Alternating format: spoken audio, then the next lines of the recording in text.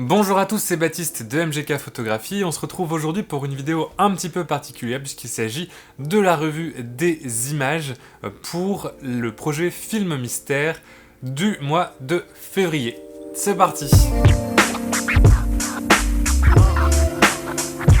Pour résumer un petit peu l'histoire en deux mots, le projet Film Mystère, c'est un projet où tu t'inscris sur ma page Tipeee pour recevoir un film tous les mois. Donc c'est soit une inscription sur un mois, soit une inscription récurrente tous les mois. Tu reçois dans ta boîte aux lettres un film avec une petite fiche défi.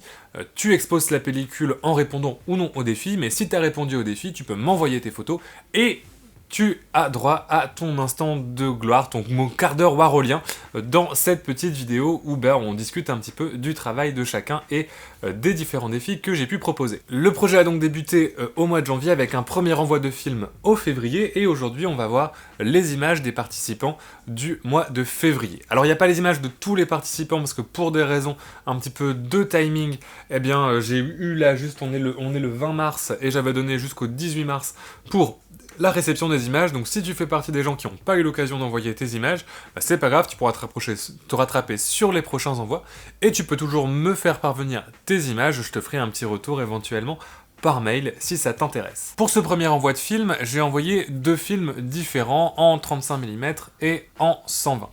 Les personnes qui se sont inscrites sur le 35 mm ont reçu tout un film Washi S, donc vous pouvez voir la review ici en haut à droite pour avoir plus d'informations sur le type de film que c'est. En gros, c'est un film noir et blanc à 50 ISO avec des très forts contrastes. Il est quasiment orthochromatique, ça veut dire qu'il va être peu sensible au rouge et très sensible au bleu. Associé à ces films, il y avait à chaque fois deux défis possibles.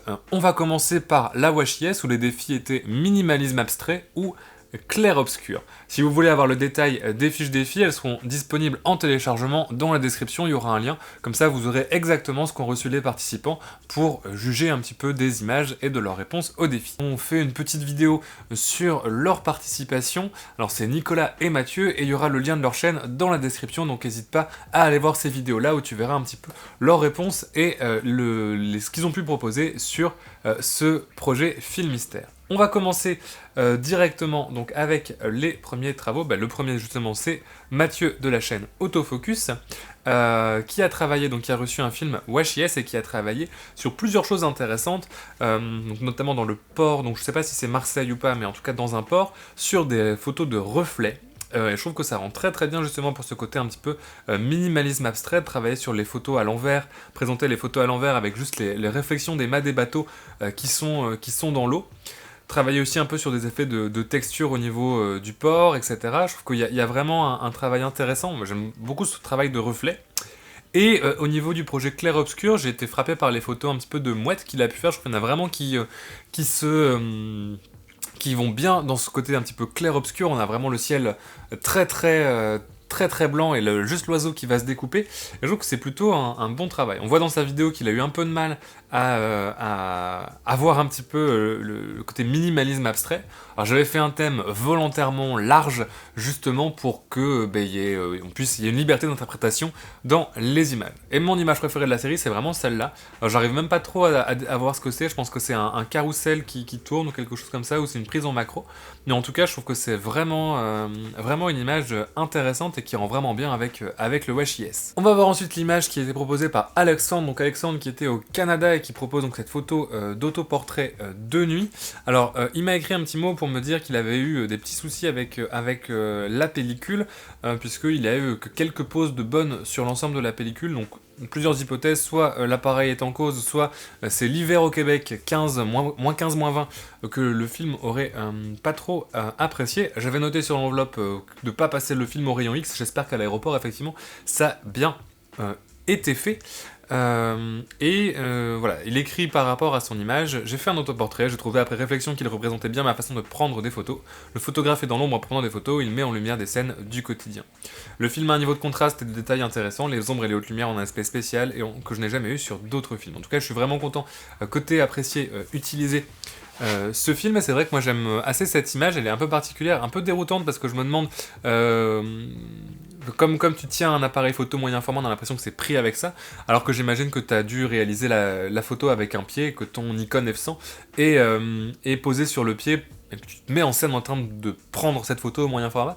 C'est une composition en tout cas que je trouve plutôt pas mal. J'ai ensuite les images de Christophe, donc qui m'a proposé une série sur l'architecture, donc travailler sur de l'architecture. Donc je sais pas comment t'as fait pour avoir ces ciels très noirs avec la washi, mais en tout cas ça rend hyper bien. Les lignes, le travail sur les lignes est vraiment intéressant. J'aime beaucoup la manière dont tu as réussi à rendre les choses assez abstraites. Celle avec le lampadaire et celle-là est vraiment une de mes préférées. J'aime vraiment le contraste qu'il y a sur le film. C'est vraiment très intéressant. Le travail sur les ombres aussi et sur la manière dont tu as découpé l'architecture. Moi, c'est quelque chose que je fais déjà beaucoup et que j'apprécie beaucoup. Et c'est vrai que je travaille beaucoup au washi S pour ce genre de prise de vue.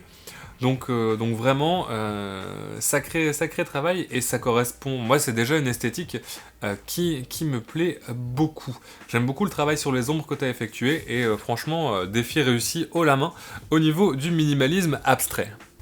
Les images ensuite de Giuliano qui a lui emmené son film jusqu'à Barcelone pour des images très contrastées. J'aime bien l'image de la rotonde que tu as recadrée en carré, je trouve que ça fonctionne plutôt bien avec ce film, et c'est vrai que dans les lumières fortes, j'aime bien aussi voilà, l'image, celle-ci je trouve qu'elle est aussi intéressante à l'intérieur de la cathédrale avec ce contraste, donc on a vraiment cette idée de contraste qui est très marquée. Je pense que tu as dû être surpris même d'avoir autant de contraste sur tes images. Après c'est vrai que selon le développeur qui est utilisé, la washi S développe plus ou moins de contraste. Je sais que moi j'ai tendance à la développer dans le D76 et on a moins ce côté très fort. On récupère un petit peu de nuances de gris. Donc ça dépend aussi pas mal du développeur que tu vas utiliser et on n'a pas forcément toujours ce très fort contraste. En tout cas, j'aime beaucoup l'idée d'avoir eu des photos ensoleillées là où on a un printemps quasiment glacial ici. Ça me faisait du bien de voir un peu de soleil, un peu de lumière, et j'aime beaucoup les images et leur contraste. On va Ensuite, les images de Nicolas, donc de la chaîne One Cherry Rock, qui nous a proposé aussi des images assez intéressantes. Donc sur ce travail justement de texture, j'aime beaucoup celle du bois, où on t'a vraiment bien utilisé la haute définition du film pour avoir ce travail de texture, et la lumière est vraiment très jolie sur cette image. Celle des barreaux avec les gouttes d'eau aussi à l'arrière est intéressante, et même les pavés, je trouve que tu as vraiment le travail sur les textures que tu as effectué est assez chouette, et je pense que ça t'a permis de sortir de ta zone de confort un petit peu, de travailler sur ce thème un petit peu de minimalisme, vraiment, moi j'aime beaucoup, ouais, celle du bois c'est vraiment ma préférée. Pour enchaîner en toute logique les images du deuxième Nicolas qui participait au projet, que j'aime aussi pas mal. Alors ma préférée c'est vraiment celle du... Alors je pense que c'est le ciel avec une traînée de nuages qui est assez intéressante en termes de texture. Alors c'est pareil, c'est un film qui est pas forcément évident à utiliser au départ, mais je trouve que tu t'en es bien sorti au niveau du travail sur les textures, sur la lumière. Il y a vraiment quelque chose de pas mal. Après c'est à chaque fois qu'on utilise un film pour la première fois, c'est pas toujours évident de savoir quoi prendre en photo quand on n'a pas forcément le rendu du film en tête. Là ça permet peut-être d'avoir des premières pistes pour travailler sur d'autres images. Ensuite les images de Damien, donc qui m'a envoyé deux images de composition un petit peu abstraites que j'ai beaucoup aimé, notamment voilà celle, donc il y a la première c'est des œufs battus en neige, et la deuxième c'est deux fourchettes. Un jour que travailler voilà sur de la macro, on a vraiment eu quelque chose d'intéressant. Celle des œufs en neige est assez particulière, on sait pas trop exactement ce que c'est sans la description, et en même temps le travail des lignes et de la lumière est vraiment pas mal, donc c'est aussi des images que j'ai beaucoup appréciées et que je trouve intéressantes par rapport au film qui a été donné. Enfin on a les images de Tom qui a travaillé aussi plus sur le thème clair-obscur je pense, et vraiment là aussi des images bien réussies. Ma préférée c'est celle avec les fleurs là de la fenêtre.